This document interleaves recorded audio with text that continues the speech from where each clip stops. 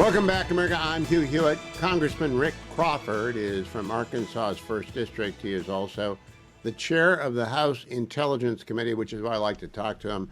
Congressman, welcome back. You know, getting ready for this, I was looking over the counterintelligence bill, but I noticed, and I had not noticed this before, you were an explosive ordnance disposal technician out of high school when you joined the Army. And I know this was not on our agenda. What exactly was going through your mind when you said, yeah, I want to do that, Sergeant? Well, it's funny because I came by it honest. My dad was a career military man. He was an EOD guy. So I knew what I was getting into. In fact, he didn't recruit me for that. He never said a word. My mom was upset with him when she found out that I was going into EOD. She's like, what have you done? But I knew what I was getting into because I kind of grew up with it. So it was an easy thing for me to say yes to. Well, I just think it's a great, absolutely reliability indicator for you on intel. If you've handled sensitive things that might go boom, I think you can handle counterintelligence. You're working on a big bill to overhaul our domestic counterintelligence effort. I did that when you were handling ordnance. I was already 10 years retired from counterintelligence, so I'm older than you. Tell people what's in this new bill and why we need it. Well, I'm glad you brought that EOD experience up because in the EOD world, the whole point is to be left of boom. You don't want it to go boom. And so what we're trying to do here is establish a left of boom posture. Let's not wait for things bad to happen and then roll up a foreign agent or whatever, arrest them, and then proclaim success. What we need to do is intercept and intercede those operations that are taking place. And why are they taking place? Because in our country, we have a very open society, a very permissive environment. And you compare that, and you know this from your work, you compare that to, say, for example, the former Soviet Union or now Russia, China, North Korea, Iran. These are denied areas in large cases. In some cases, we know they're hostile, but they're certainly not open. And it's a real impediment to our ability to operate. Whereas our foreign adversaries take advantage of our open society and they can pretty much, operate with impunity. And so we have to be more diligent about adopting that left of boom posture. And I think the Secure Act does that. It sort of realigns the CI enterprise so that there's deconfliction taking place at the highest levels. It's not all about opening up an investigation to secure a prosecution and a conviction. In some cases, it's about disrupting and disabling those networks. Now, Congressman, my day, I call Reality Day, was the first day I got cleared into the FISA work I did at Justice beginning in 1984. And the first time I had a stack of FISA warrants put on my desk for the AG, and I opened up, I said, holy smokes, more colorful. How many people are in this country doing bad stuff? And those were Soviets and East Germans and Cubans back then in the early 80s. I don't know who they are now, but we haven't exactly been guarding the gate, have we? Well, and this is a problem because we've kind of wrapped everything up in the context of counterterrorism. That's important. Don't get me wrong. But what we have now, and you mentioned Cubans. Cubans are still very, very good at exploiting our open society, and they'll work for the Russians. They'll work for the Chinese. But we also have a large number of Russians and a significant number of Chinese. And of course, we have a diaspora that also tends to be leveraged by the Chinese.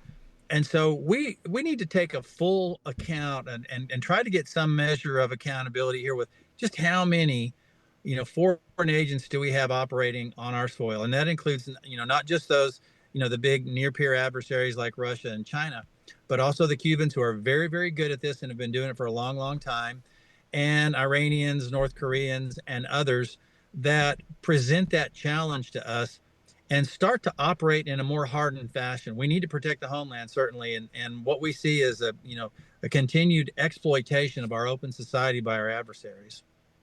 Now, Congressman, before you came on, I was extolling the praises of Palantir, and I always tell people I'm an investor in it, so there's no conflict of interest that isn't disclosed.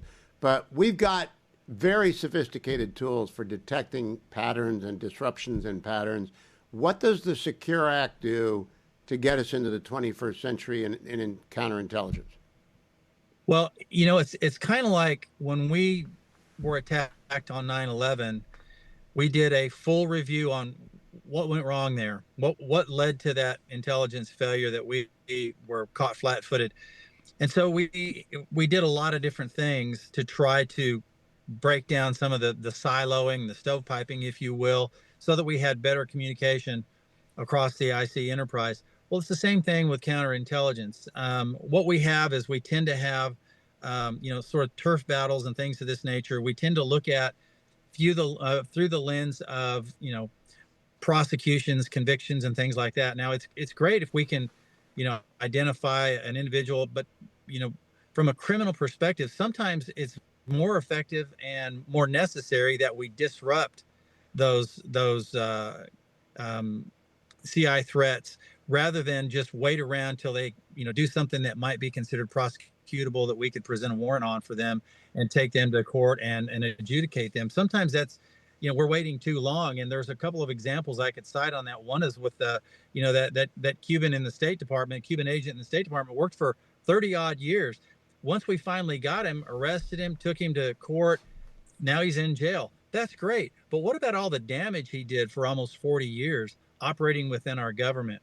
And we need to be able to deconflict across the IC as it applies to our CI efforts and coordinate and really assign the best athlete to take on those tasks. And sometimes that might be the FBI, but other times it might be other entities like, for example, the OSI within the Air Force. Army CI does a great job. NCIS, those are some examples. There are other agencies within the federal government as well across the IC enterprise that could be leveraged and brought into this fight. And then having that single individual at the ODNI that is sort of the individual, sort of like a referee, if you will, that determines which athlete is going to go in on a given case. Now, Congressman, last question. 40 years ago, we weren't very much interested in arresting people. We followed them.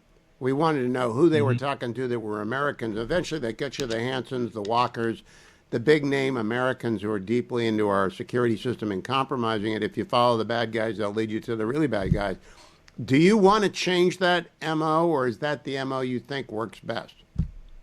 That's what I think we need to strive for, because if all we're doing is waiting around for the metric of success being a conviction, then we're missing out on a whole lot of opportunity to identify, deter, disrupt those cells that exist currently. So we're reposturing. This is we're almost back in a Cold War footing. And, Right. You're a veteran of the Cold War. I'm a veteran of the Cold War. We know what it was like then. We repostured to execute the global war on terror, and we sort of took our eye off the ball. And now we have this emerging, it's, a Cold War, certainly a Cold War posture with China for sure, that we need to think about, maybe go back to the future and say, what did we do back in that Cold War era that worked really well to help identify those bad actors, to help exploit those networks and take those down and prevent threats. So I think we do need to take a page out of history books. I hope you are right, and good luck with the Secure Act. Representative Rick Crawford, keep coming back to keep us informed on that. It's the heavy lifting of keeping the country safe is counterintelligence, and I appreciate your taking the lead on it, Rick Crawford. Stay tuned, America. I'll be right back.